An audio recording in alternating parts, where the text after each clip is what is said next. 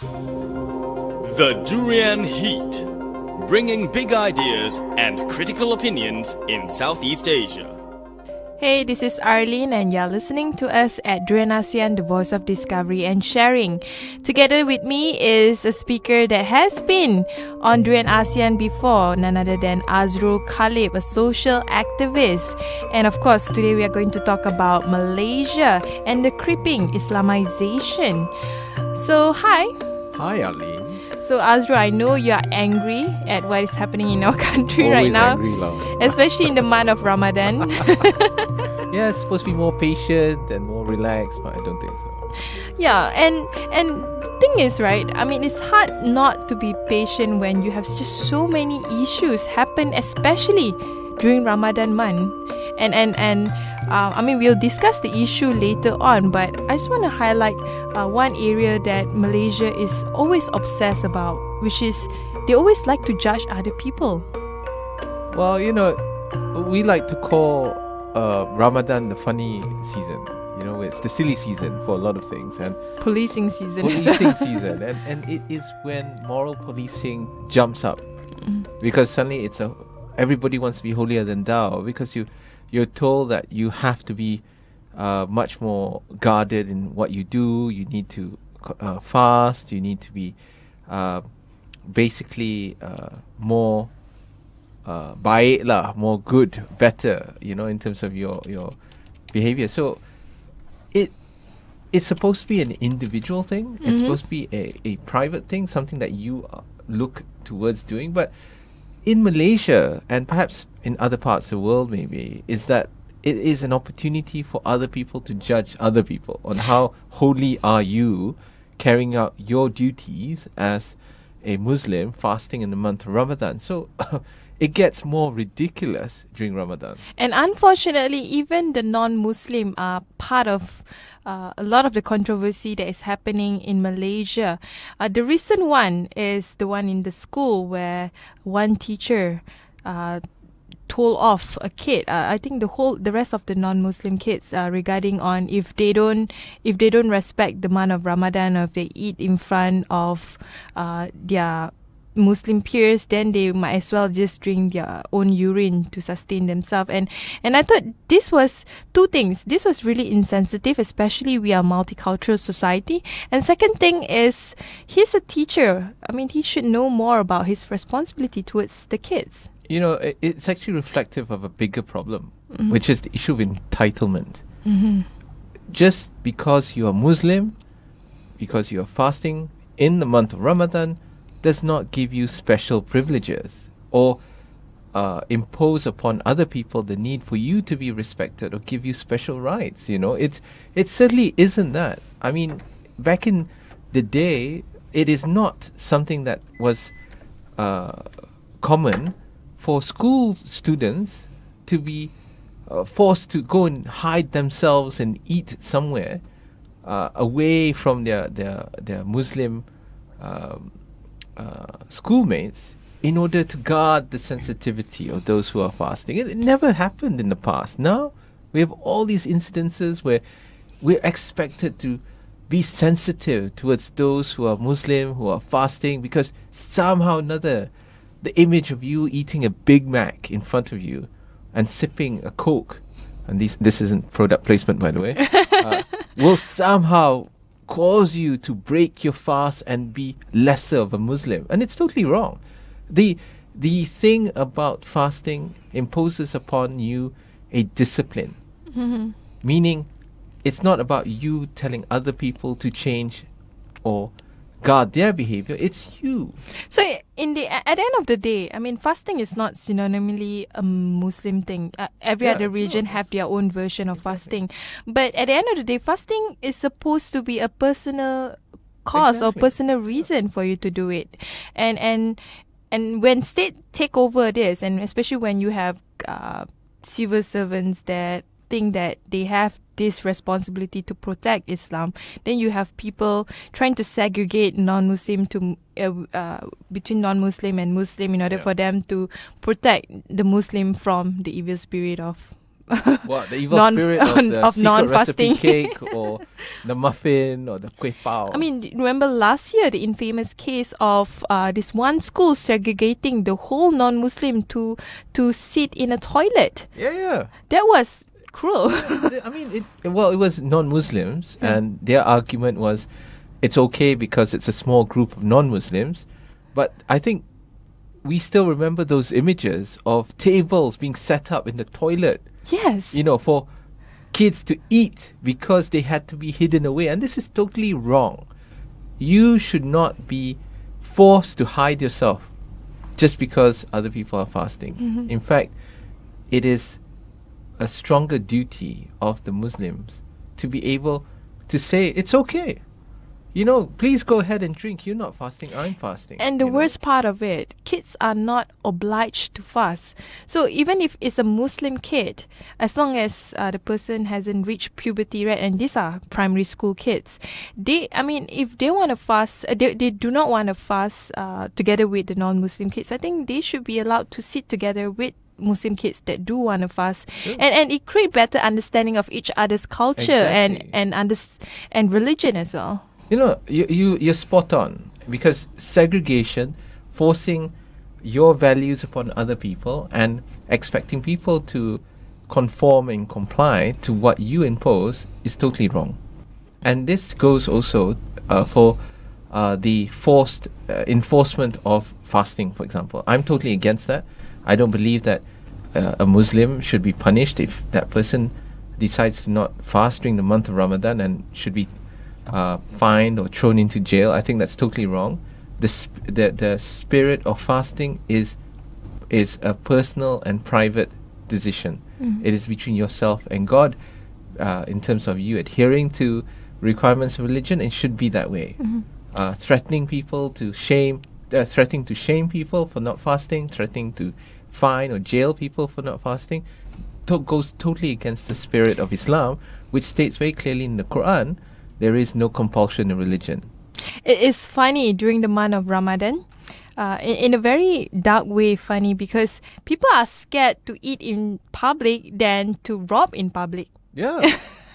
And I mean, you have people not robbing, just stealing maybe slippers or all these items or purses, but you will not see a soul eating in public at all. Yeah, it's a little bit weird, but somehow or another in the month of Ramadan, different rules kick in. It's okay to do other sins, but you can't eat and drink drink puasa, because you'll be hauled up by the religious authorities.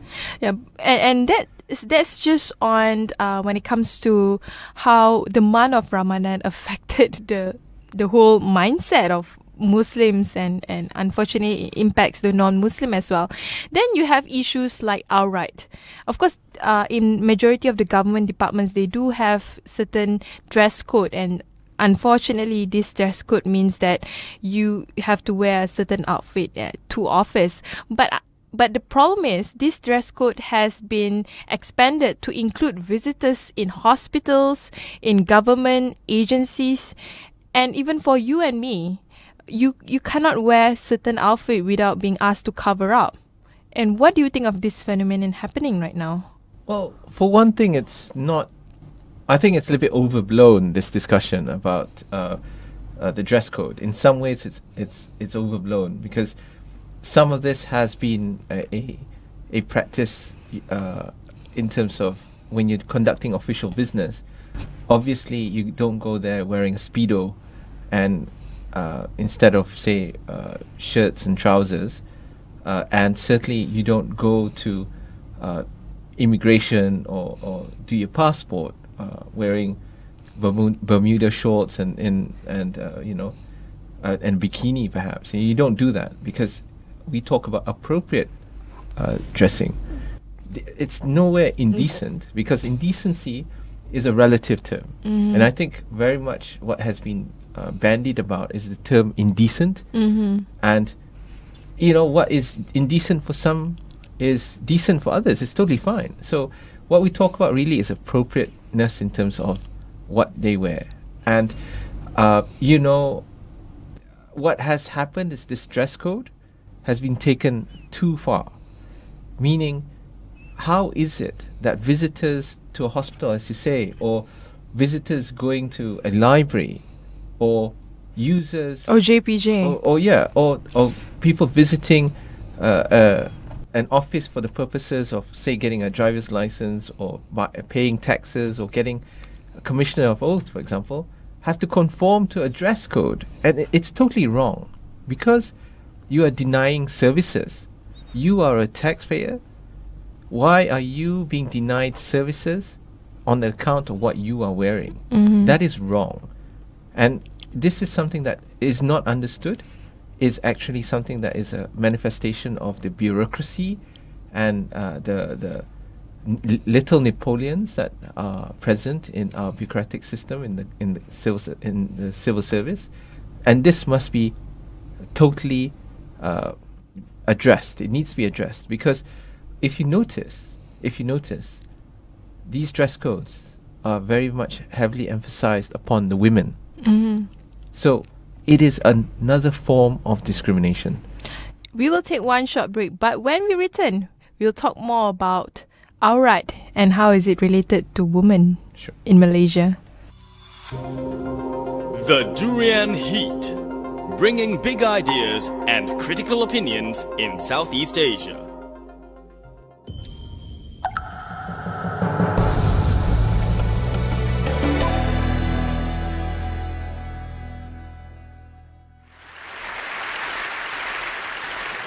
I'm a blogger, filmmaker, and a butcher. And I'll explain how these identities come together. It started 4 years ago when a friend and I opened our first Ramadan fast at one of the busiest mosques in New York City. Crowds of men with beards and skull caps were swarming the streets. It was an FBI agent's wet dream. But being a part of this community, we knew how welcoming the space was.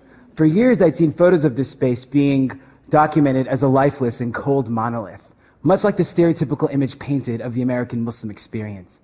Frustrated by this myopic view, my friend and I had this crazy idea.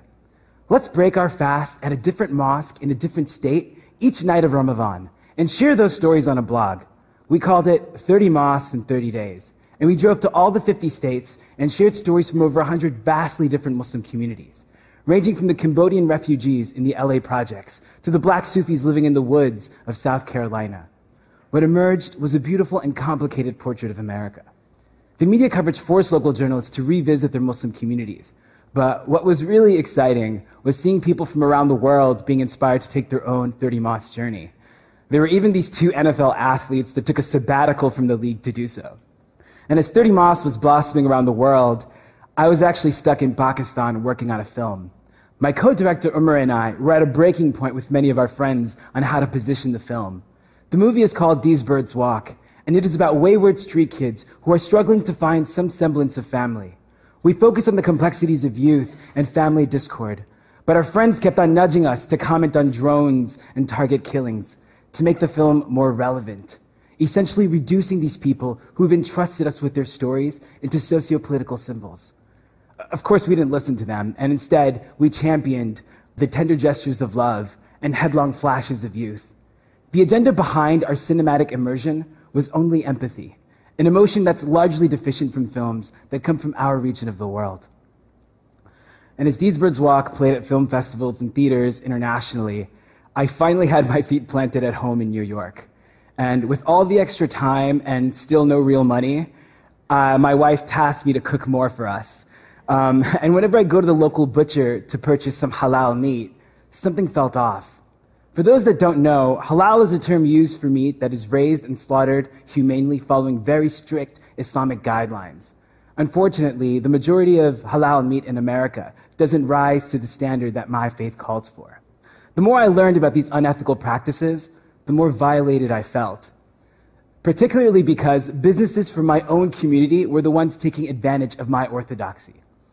So, with emotions running high and absolutely no experience in butchery, some friends and I opened a meat store in the heart of the East Village Fashion District.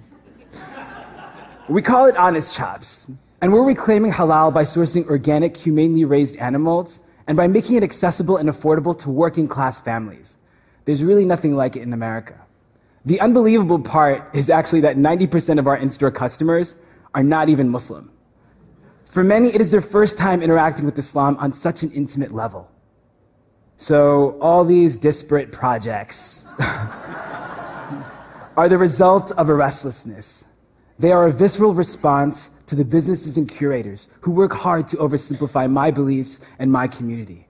And the only way to beat their machine is to play by different rules.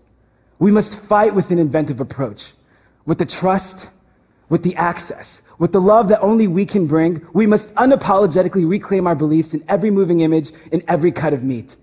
Because if we whitewash our stories for the sake of mass appeal, not only will we fail, but we will be trumped by those with more money and more resources to tell our stories.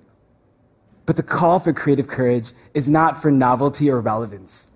It is simply because our communities are so damn unique and so damn beautiful. They demand us to find uncompromising ways to be acknowledged and respected. Thank you.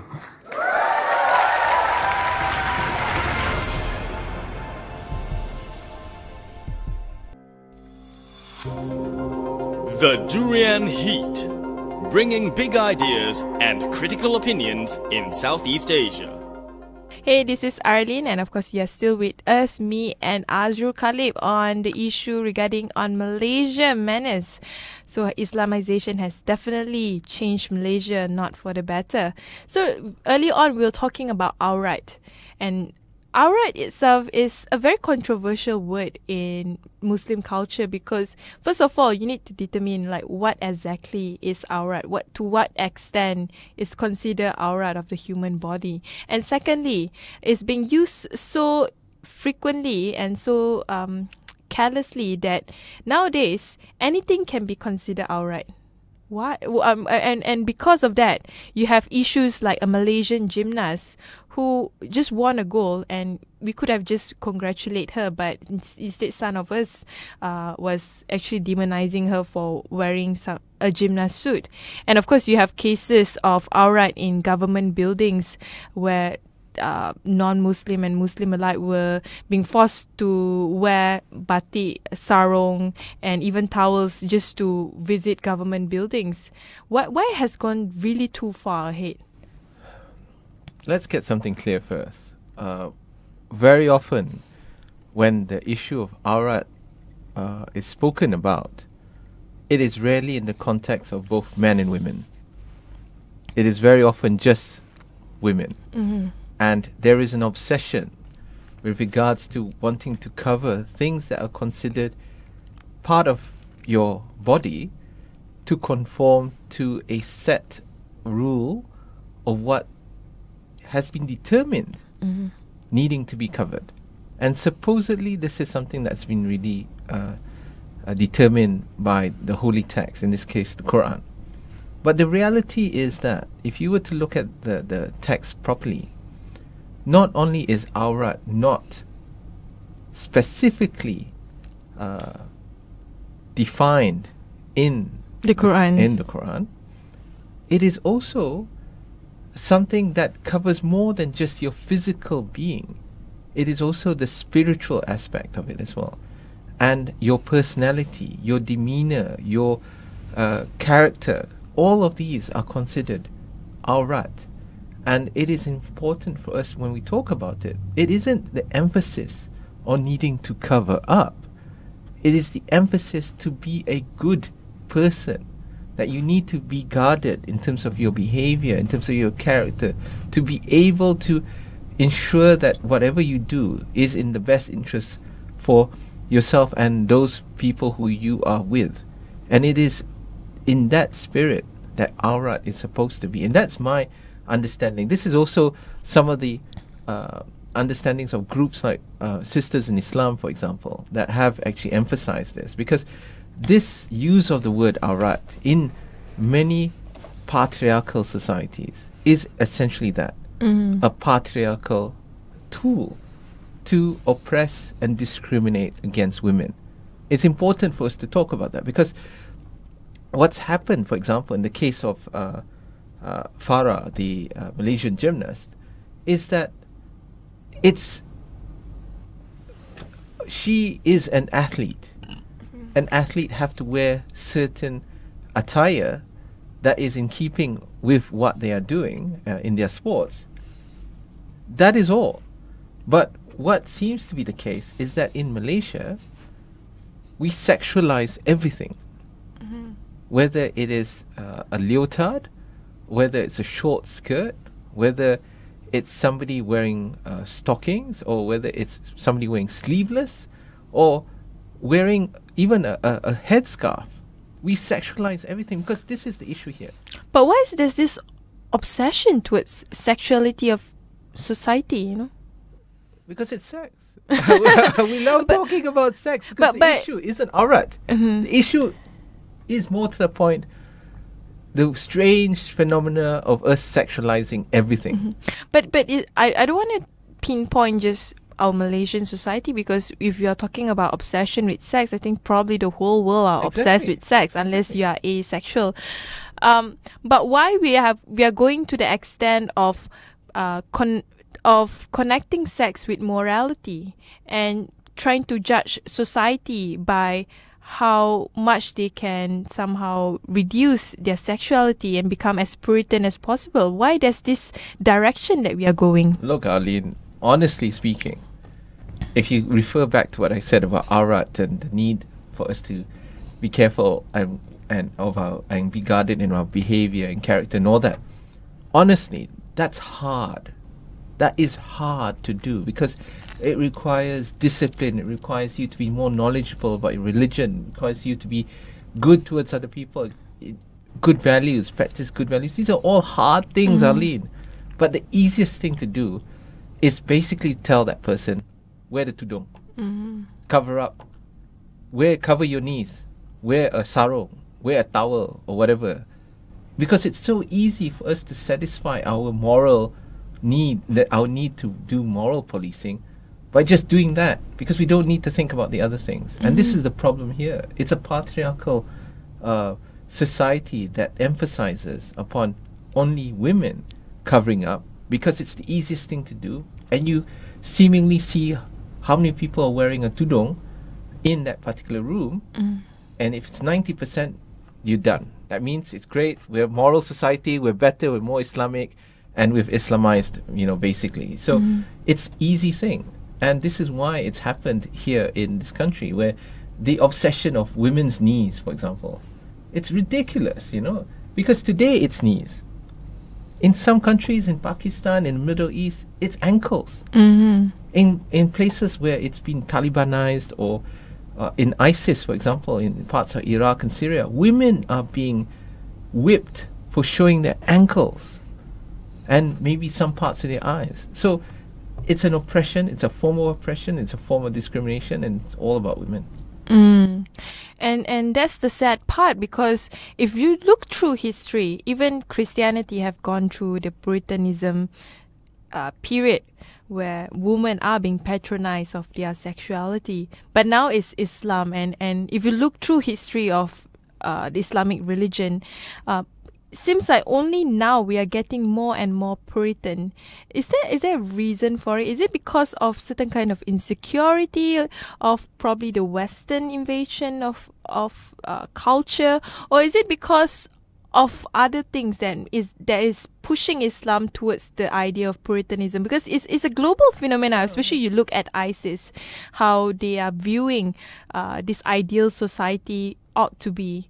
And young people seem to be attracted to it, unfortunately. No, the reality is that if you talk about strictly within the context of Muslims, Muslims are going through the same historical progression that the Christians went through back in the Middle Ages, during the Inquisition period, during Reformation, all of that, where the tendency to prosecute your own people and others in order to demonstrate your conviction of faith is seemingly an inevitable cycle. That in order for you to be seen as strong in Islam, or you wanting to show how good a Muslim you are, instead of it being something that you do yourself as a Muslim to live a good life and practice good values, oppressing other people to impose those values on other people seems to be the way to go.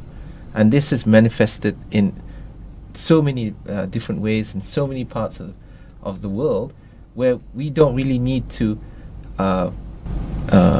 wait and see or kasih chance lah in order to see what has happened. We look at other cultures, we see other countries, we look at history, we know what will happen. That is why it's important for those of us who disagree to stand up and speak out against it, because we cannot allow the voices of increasing conservatism, as well as those who insist on what you would want to call Islamization, to be the dominant voices in a society that we have here in Malaysia. This is not a society that only has Malay Muslims. This is a society that has so many people from different ethnicities, from different backgrounds, different faiths. We exist together, and it is wrong to impose one dominant view, one way to live your life and one onto other people when we have so many people who are living with us together. It's wrong. And because of that, we are taking another one short break. When we return, we will talk about issues regarding on pedophilia. The Durian Heat, bringing big ideas and critical opinions in Southeast Asia. Hey, this is Arlene. Of course, you're still with me and Azrul for our topic regarding on Islamization in this country, Malaysia. We talk about sex. We also talk about Aurat. When do we not talk about sex? We also talk about things that you shouldn't do during Ramadan in school. But one thing that is like breaking the internet in Malaysia was the issue regarding on pedophilia. And it didn't happen in Malaysia, but it was such a big deal that now it's been the talk of a town. This is regarding on the Mara student, a Mara-sponsored student who went to the UK to continue his studies. He was considered one of those hopeful students that would probably bring glory to this country, but instead he was caught by the UK police for possessing more than 3,000 copies of pornographic images of kids. And besides that, he also have a doll, a boy doll. I could not imagine how his life was in the UK. But that's the reality, right? I mean, you have people obsessing with a weird sexual obsession, which is fine, because you have pedophilia all over the world. But the way our authorities react to it is the biggest question that I just couldn't understand why. Because what they are doing right now, they are quote-unquote extraditing him from the UK to Malaysia. But as far as I know, when you extradite someone, that means the person is already considered, they should be charged in the country, but they run away from that country. That's the correct meaning of extradition, right? Extradition, yeah. Yeah. Well, in this context, I really don't understand what our Malaysian authorities are thinking about. I think we're all wondering ourselves, especially when we look at the intent in which Mara is requesting for the extradition of this guy. But let's put this into proper context first, I think. It's important for us to talk about why what he did is wrong, which is that what he did is another form of child abuse. I think we need to make that very clear, because there's a lot of people in Malaysia who felt that he was doing nothing wrong except for possessing thousands of pictures of naked children or children in sex acts and different things, but they are just pictures. So they're saying, what is wrong with that? That yes, we don't like it, but he's not hurting anyone. It's just pictures. How can he be considered a pedophile? And the thing is that you have to revert back to the original charges in which the London Metropolitan Police actually put towards this guy, and he was convicted. He pled guilty, and he was convicted, and he was sentenced, which is that he was not only convicted of possessing possession of pictures of children abused who were portrayed, in naked pictures and so forth.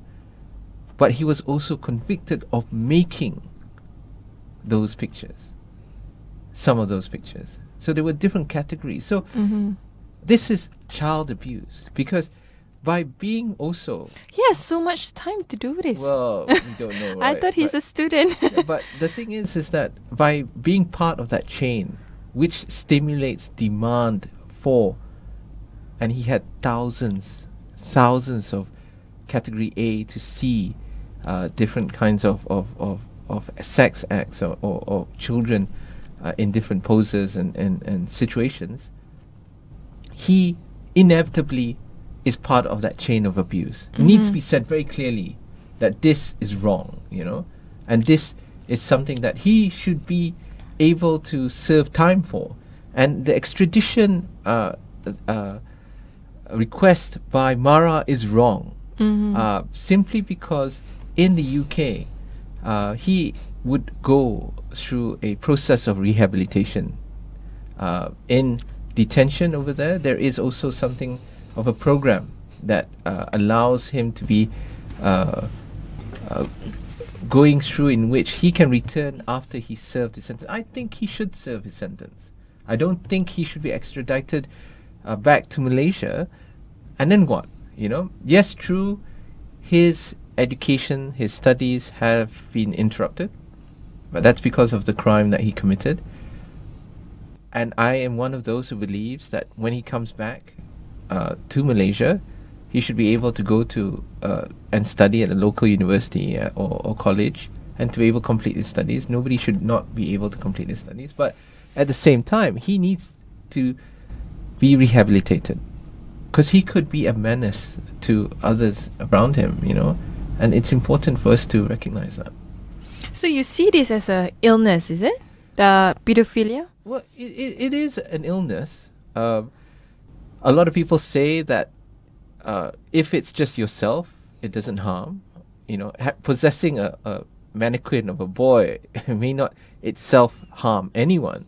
But what if he were to then commit the acts that he commits on the dolls on an actual child? And that's the problem, because how do you move from fantasy to reality? And having a person like this requires rehabilitation, and most importantly, a recognition that this is an illness. But that's the problem with Malaysians, right? I mean, if you look at it, especially the Malays, when you talk about pedophilia, is first of all, is unheard of, it being a crime. Second of all, what they would probably say that what's wrong with that? I mean, yeah, and that's the shocking thing, Arlene, because it is precisely that somehow or another, pedophilia, child abuse, and many different forms of which sexual acts are committed onto children seem to not be properly recognized or acknowledged in this country as being crimes. And this is shocking, and this is worrying, because we have incidences of child marriage in Malaysia, for example, which seem to not go down, because there are so many who are marrying children. 12, 13, 14-year-olds are getting married to much older men who are 22, 23. Why are we not saying no to this? Why are we allowing these things to happen? yeah. And this is part of which, in our laws themselves, it seems to not endorse, but acknowledge that it is okay, from a cultural sense maybe, that these underage sex acts or these abuses are not really abuse. It's part of culture, and it's wrong. And it seems to be the case that... Let me share with you a very shocking story that that I was shared with one point. When young Malay men were asked in an informal survey to describe the physical attributes of their ideal girl, they describe different parts of the body, size of breasts, height, and everything. And you know the shocking thing is? What is it? I realized that what they were describing were actually attributes of a child. How is that so? Because if you were to take away the term women, girls, children, and everything, and then you ask them, you know, just in terms of attributes, they describe that they want a small girl, kecil, molek, you know, cute. They're not really, quite a few of them are not into girls with big breasts, for example. They want smaller breasts, and then they want Asian breasts. Oh, I don't know Asian breasts. But you know, they also start talking about how the demeanor, physical, has to be obedient, submissive, and has to be innocent, has to be virginal, of course has to be virgin, right, and all that.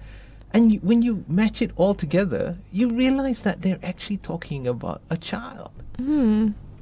But because of our cultural context, we are taught to say, you know, basically, this is right, this is wrong, and so forth. But when it comes to this, right, the issue of who is okay to marry or have relations with or have sex with, this is missing. Because amongst Muslims, for example, we're taught that perhaps there is no such thing as child marriage. Because the Prophet supposedly married one of his wives when the wife was 8 years old, which is historically wrong. But it seems to be that because this was done, therefore it's okay. I see. Therefore, a child marriage or having sex with a minor is okay. And this is wrong. And this is why we need to be able to say things like what happened to the Mara scholar, the former Mara scholar, is also wrong. Because then we can address and start recognizing incidences of child abuse that is happening behind closed doors, that are hidden away from society, that are not reported to the police, and start addressing those problems. Awareness on this issue among the majority of society is really, really important. So what's the way forward? I know there's probably no way forward for a short-term solution for this, but I guess for the long term, create a bit of awareness among society, the importance of... There's a lot of things that can be done, Arlene. One is, most importantly, enforcing the Malaysian Child Act. The law exists. Enforcement is poor. There is a need to also address the issue of child marriage, for example, to basically put a stop. But the political will for this is very weak, and it's also reflected in the way society do not really understand why it is important to have it in a way. I mean, I think government will only go as far as how society want the governments want it. You're absolutely right. Very often we put the finger on government and point the finger to them and say, it's your fault, you have to do something. The reality is that in these sort of cases, it's society itself that needs to change. Society itself needs to recognize that having sex with children or having children involved in sex acts, it's wrong. But you know what? The reason why most of this is happening is because very often the perpetrators of those in communities where these things happen do not think of these children as their own. It is rare for a father or mother who, when asked, what if this was your daughter or your son, would say, yes, that's okay. Because when you make it personal, when you make it in the context of their own selves, their own family, suddenly there's a double standard. That when it's their family, no way. There's no way I'm going to make my daughter get married to a 24-year-old when she's only 12 or 13 or 14. No such thing, and all this. Or what's wrong for him to possess thousands of pictures of naked 10-year-old girls or 8-year-old girls? But suddenly, if it's your son or daughter, it's just like, beyond the pale. So what we need to start addressing is these double standards, with regards to how we look at these issues, especially when it comes to sex. So I guess at the end of the day, we definitely need to do more as citizens of Malaysia, rather than just pointing fingers towards the government. Although I think we also should put as much pressure as possible to the government in a way. But don't forget, laws, the government are a reflection of its own people. If we do not participate in that process to ensure that they know how it should be, then it will be what it will be. So if it's going to be crap, if it's going to suck, it's because we don't pay attention and we don't participate and we're apathetic. And you will have more and more little Napoleons Yeah. trying to rule over your own private lives. Anyway, thank you very much. Thanks for sharing your perspective with Thank us, you, Arlene. especially in the month of Ramadan, holy Ramadan. Very holy.